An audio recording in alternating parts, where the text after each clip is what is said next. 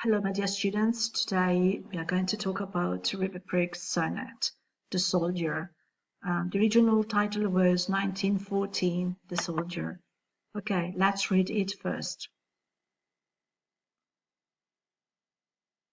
If I should die, think only this of me, that there's some corner of a foreign field that is forever England.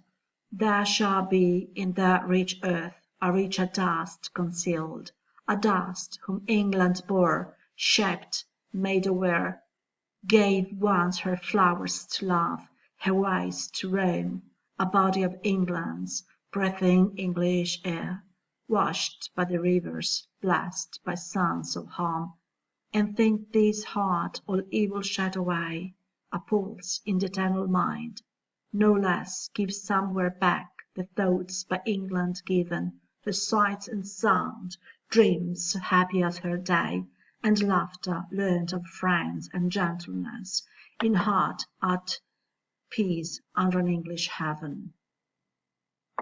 Okay, this poem can be divided into two stanzas. Okay, the first stanza from if to home, and it is made up of 8 lines. And the second stanza is a sestet made up of 6 lines. Let's see the rhyming scheme. A, B, A, B, C, D, C, D, E, F, G, E, F, G.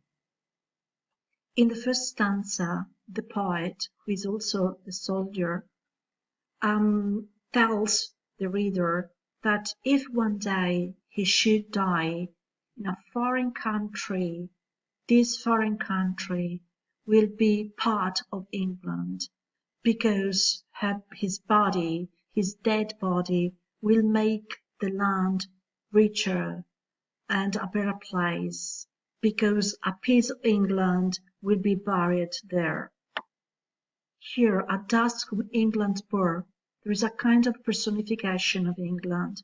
England is seen as a mother who gave him life, education, and good values. The poet is proud of his country, because once England gave him rivers, flowers, and roads where everybody can be in close contact with the nature. In the second stanza, the poet says that it is he would be happy to die for his mother country, because dying at war will be a way to show gratitude to his mother country for all the joy and the happiness that she gave him. And the poet's soul would be in some way purified by his death, because when he dies, his spirit will be back to England, somewhere back. So we'll be back to England, and will live forever in peace under an English heaven. Okay, as we can see, the poet shows a great enthusiasm, shows a classic romantic vision attitude to war. That's because he didn't see the horrors of the war in the trenches.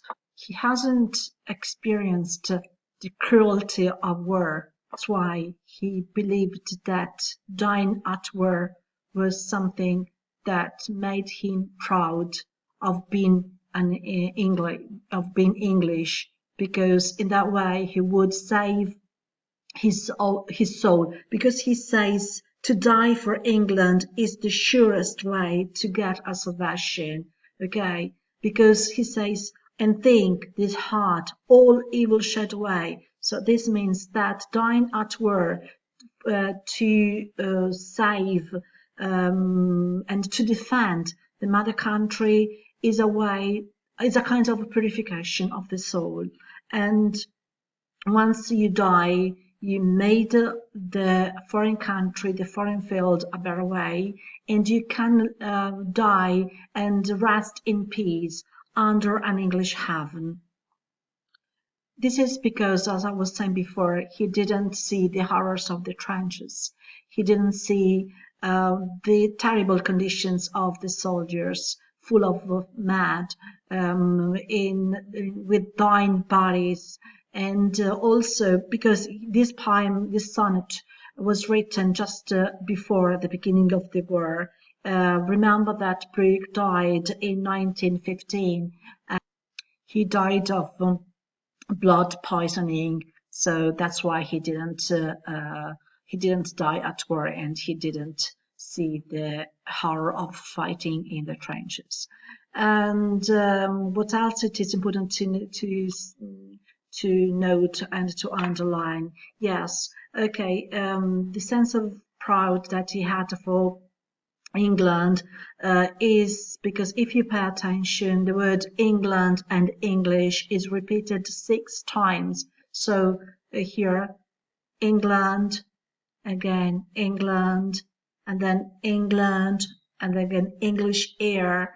And then there was something here, England, and then English heaven. So the repetition gives you the idea of how Brooke felt very close to and very proud of his mother country.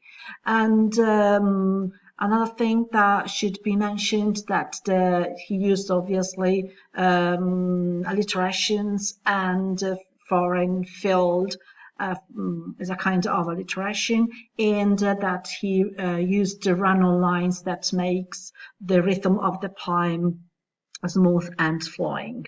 What else? Okay, yeah, I think that it is what you should know, and it is important to know. Okay, in the board I have attached. I will attach this video, and also I have already attached some extra material that I found online, and also there is a PowerPoint that it is about war poets, because it is a war poem actually. Okay, it is all for now. I'll be waiting for you next lesson, and be safe, keep safe, and hope to see you soon. Thanks for watching, and bye bye.